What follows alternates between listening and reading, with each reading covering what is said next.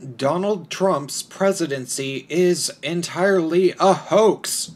Hey, it's Prince of Queens, and I don't think that many moderates, conservatives, libertarians, or politically ambivalent people actually realize just how adamant and uncompromising the worldview of left-wing people and Democrats actually are when it comes to accepting that there are people who aren't evil, have information, and still don't agree with them.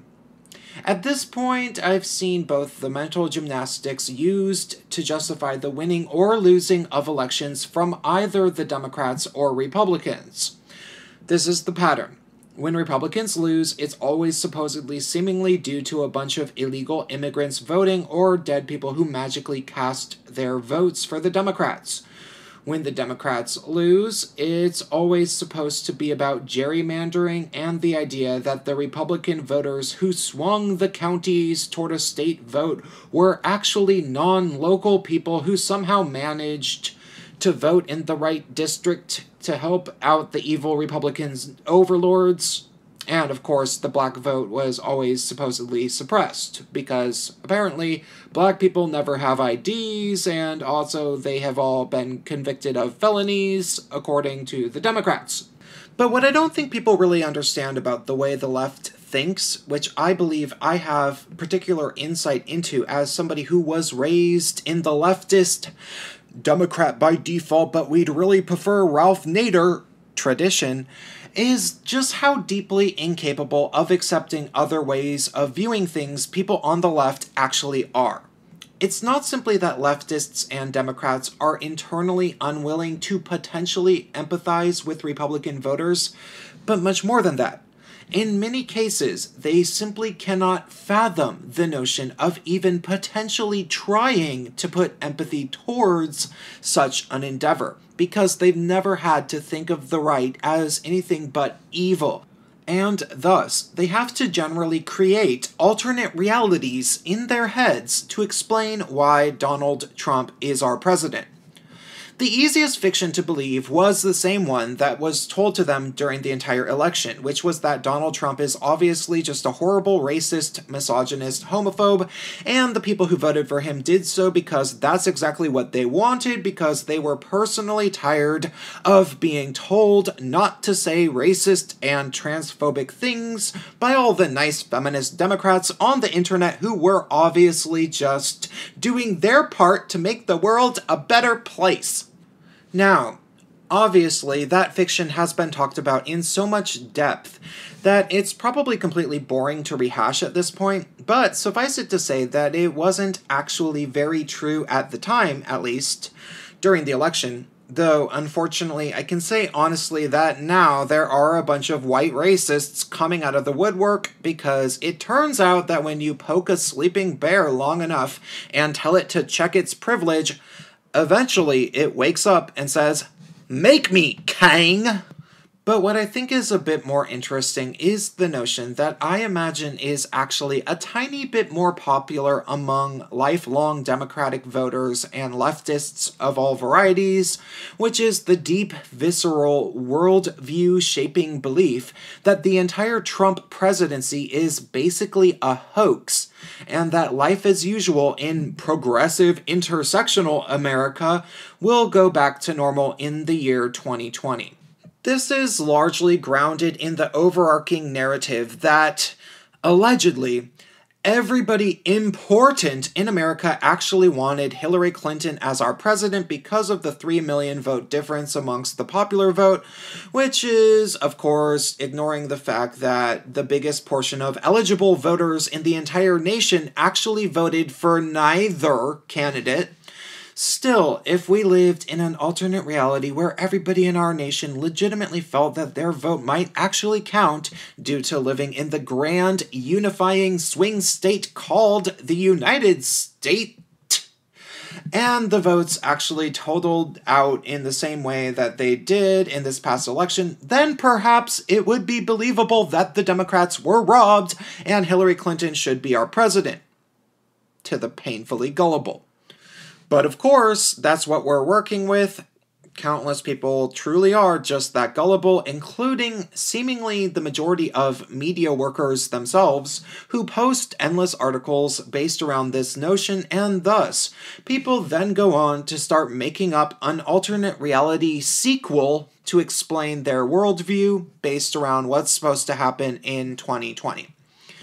Pardon the greatest cliche of all internet history in my metaphor, but it's basically as if these people who see the world this way saw the Obama presidency as the original Star Wars movie, A New Hope, when Luke Skywalker first became aware of his place in the gigantic galactic war between the Empire and the Siths versus the Rebel Alliance and the Jedis.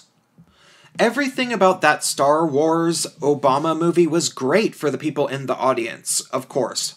The Death Star was destroyed, and everybody agreed that Luke Skywalker came into his own a bit by the end. Kind of like our beloved first black president. But of course, there was inevitably going to be a sequel, aka the backlash to the progress, which is the Trump administration, or The Empire Strikes Back, which to the audience is a mere inconvenience that they can basically pretend shouldn't have technically ever happened and will surely never happen again once we get those pesky empirical patriarchal forces out of federal office. Or imperial patriarchal forces? I don't know. Regardless, surely Return of the Jedi will come soon enough. The mostly built Death Star will be destroyed by the end of it, and eventually a female Jedi will obviously end up being the President of the United States of America because it was her turn to begin with. That's basically how these people think. And I'm not saying this because I am judging them from afar, but because I was precisely one of those people. I turned 18 in the year 2000 and voted for Al Gore in my first election, only to see him lose to George W. Bush after winning the popular vote by about 1 million votes. Being that I was young and in college, busy with learning how to be a young adult gay male, I chose to completely suspend my disbelief in the Democratic Party's overwhelming popularity and pretend to myself that surely George W. Bush would be pushed out of office in 2004 by whoever the Democrats decided to run against him. George W. Bush was a hick from my vantage point, and nobody liked people with Southern accents from my vantage point, and therefore Americans would be sure to elect somebody more intelligent sounding in 2004, and I would be on the front lines of the internet trying to make sure that it would happen if I had the free time in between my schoolwork, dating, and clubbing. Granted, I figured I wouldn't have to actually try very hard to ensure that George W. Bush would be voted out of office in 2004 because, he hastily started a war in Iraq and everybody hates war. And also, Michael Moore came out with a documentary called Fahrenheit 9/11, which everybody agreed was a vicious exposé that would be the final nail in the coffin of the awful one-term president that we had in office, named George W. Bush. Honestly, it wasn't that I was betting on George W. Bush being elected out of office, but much more so. I knew George W. Bush would be elected out of office in 2004. I truly believed it with every fiber of my being. And probably the biggest reason I devoted any energy towards talking about it at all was because every celebrity and musician I followed couldn't stand him either and wouldn't shut up about him.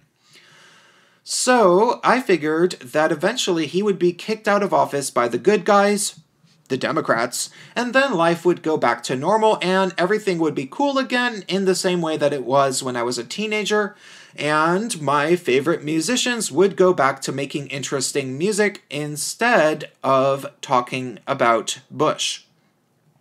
But of course, I was completely wrong, and I think I might have actually cried that night when John Kerry lost and nobody was able to claim that the second election had been stolen from him.